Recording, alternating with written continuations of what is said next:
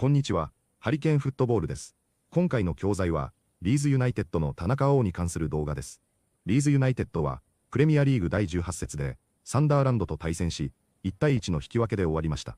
田中碧は、サンダーランドに先制を許した直後から、負傷したジョーロドンに変わって、31分に途中出場し、その後はチーム全体として、試合を支配しました。田中碧が入り、フォーメーションも3バックから4バックへ変更したことも大きかったようですし、田中碧が、特別に大きなプレーをしたとでは言えないようなパフォーマンスにも見えましたが、チーム全体としては、良い試合だったと言えるものでした。リーズファンのコーナーは、田中碧のパフォーマンスについて、何かわからないが、おそらくフィジカルやスピードの面で、田中碧に足りないものがあると話しています。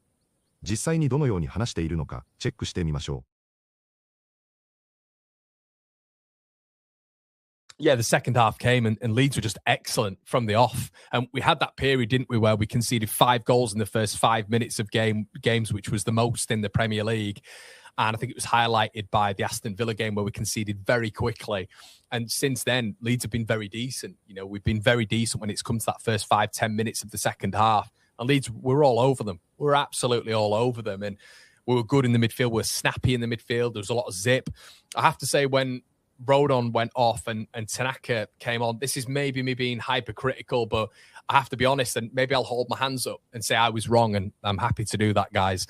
I'm looking at sort of Tanaka, and I'm just not quite convinced yet that once again, that word, there's that zip, there's that athleticism, there's that physicality.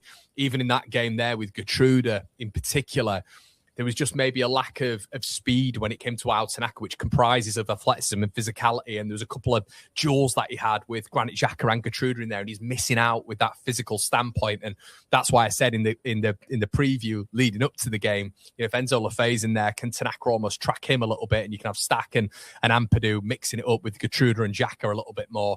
But I thought he struggled a little bit in there today, Tanaka, and it's not the first time we've said that. So that is why, you know, Daniel Farke is the manager of Leeds United. He'll know more than I will ever know about football. And from, you know, an observation perspective, I think maybe Tanaka still hasn't quite got to grips with the Premier League's, you know, maybe velocity and intensity and physical nature and the combativeness. I feel like he's not there yet. Sometimes I feel like it's quite championshipy in terms of how long he thinks he's got on the ball. And what was brilliant about Tanaka in the championship is there'd be a scan. You know, there'd be a constant scan when he was on the ball, very similar to that of Adam Wharton. I feel like that kind of has gone from his game a little bit. He'll receive the ball now, and he kind of doesn't know what's coming up behind him. So yeah, just an interesting observation there with Tanaka. But yeah, I guess the change that baffled me a little bit was Mecha.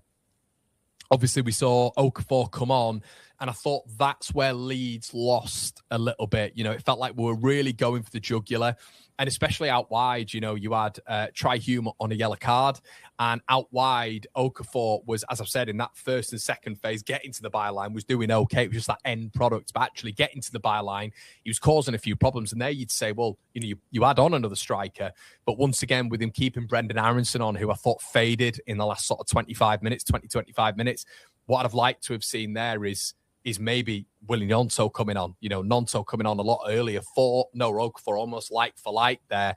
And if you really want, you could bring Lucas Metron for Aronson, you know, and switch it up that way. But I thought when Farke made that, and this, once again, he's got a lot perfect, Daniel Farke, when it comes to this in-game management recently.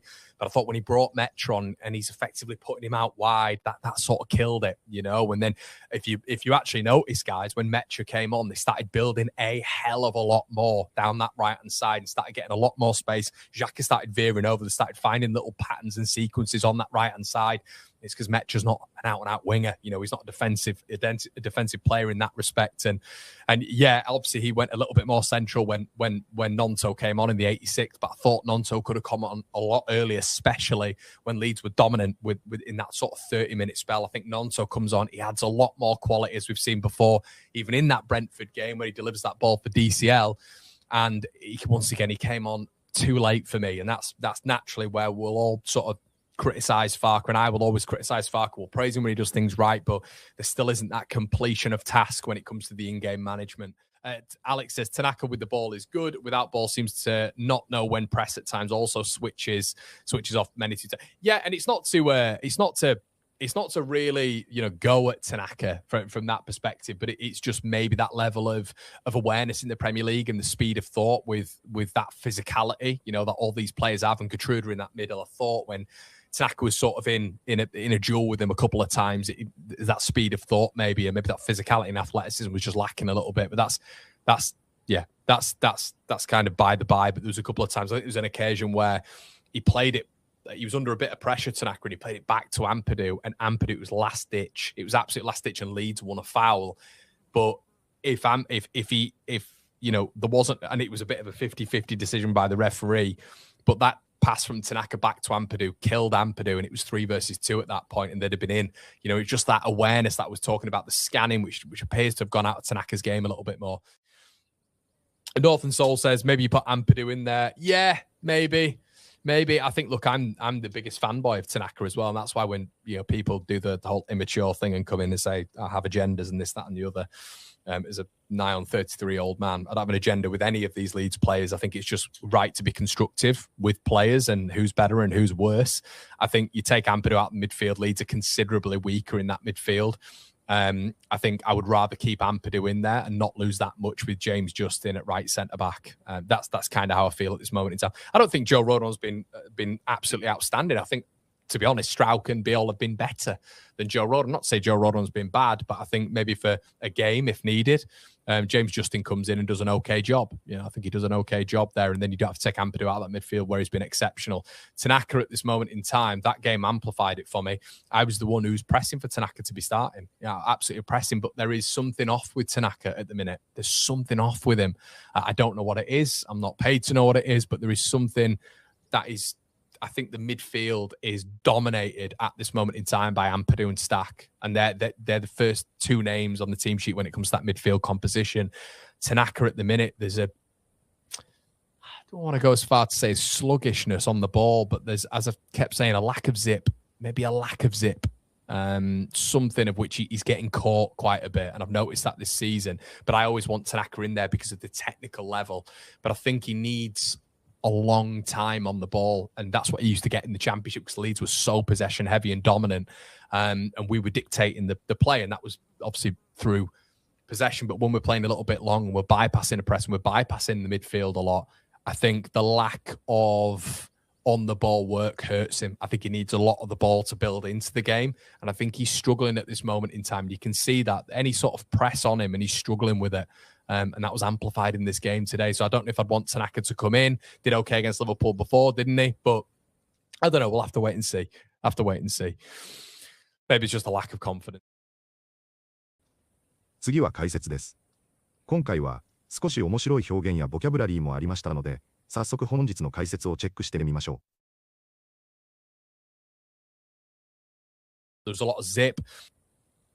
ジップはプレーや動きにある瞬間的なキレやスピード感を表す言葉です。単に足が速いという意味ではなく、判断や切り替えが速いことを含みますスカーカー解説では、パス回しが速い時や、中盤のテンポが良い時によく使われます。There's zip と言われると、試合に勢いがあるイメージです。逆に、lacking zip は、もたついていて、元気がない状態を表します。エネジーやペースよりも、短い瞬間の鋭さを強調します。試合の流れやテンポを表現する便利な単語として覚えておくと役立ちます。There's a lot of zip. It felt like we were really going for the jugular. ジャグラーは、もともと首にある非常に重要な血管を指す言葉です。この血管を傷つけると命に関わることから、急所という意味で使われます。スポーツでは、相手が弱っている時に一気に勝負を決めに行く場面で使われます。Go for the jugular というと、容赦せず畳みかけるイメージです。サッカー解説では、攻撃を緩めずに決定機を狙い続ける状況を表します。点を取りに行く強い姿勢を評価する文脈で使われることが多いです。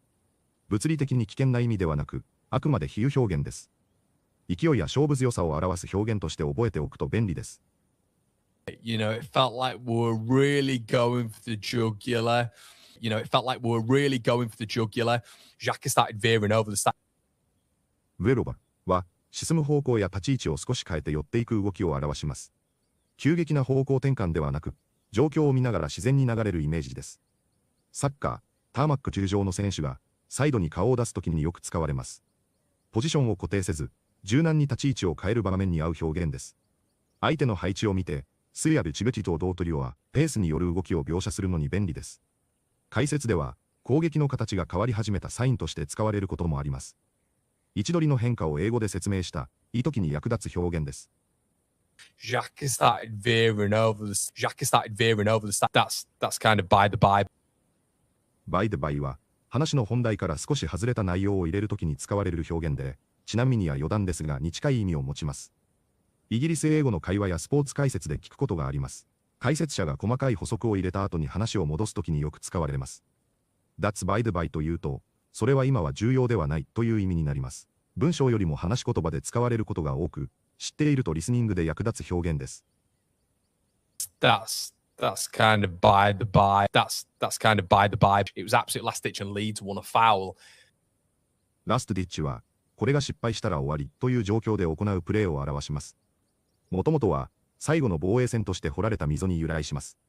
サッカーでは、ゴールを防ぐための必死のタックルやブロックで使われます。冷静な守備というより、追い込まれた中での反射的な対応です。解説では、選手の献身性や機械非能力を強調するときに使われます。ラストディッチは、ポジティブにもネガティブにも使えます。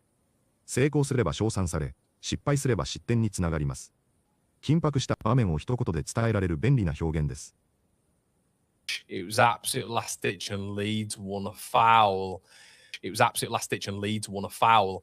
I'm not paid to know what it is, but there is. be paid to do は、それが仕事として求められているという意味を表す表現です。実際に給料の話をしているわけではなく、役割や立場を示します。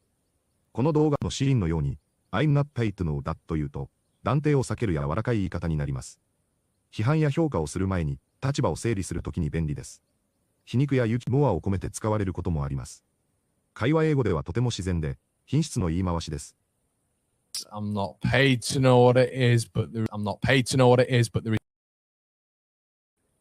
いかがでしたか？田中碧が投入されてからのリーズのパフォーマンスは明らかに良くなりましたが、確かに田中碧が入ったからというよりも、先制されたこと、フォーメーションを変えたことにより、相手も受け身になったこと、リーズが積極的に攻撃に出ないといけなくなったことが大きかったでしょう。個人的には、プレミアリーグに慣れていないからというよりも、むしろ試合感の問題じゃないかなと感じていますが、確かに、一瞬出足が遅かったり、もう一歩でボールが取れるようなシーンもあったり、相手に寄せられて苦しい対応になったりするようなシーンが少なくないと感じるのだろう、と思います。一人ハイプレスがファルカに注意されたこともあり、それ以来はあまりハイプレスに行かず、ブロックを崩さないようにしているようにも見えますし、オンザボールで攻撃している場合でも、少し抑えてしまっているようにさえ感じますし、田中碧には、もう少し自由にプレーさせるべきだと感じ、ファンがいるのもわかる気がします。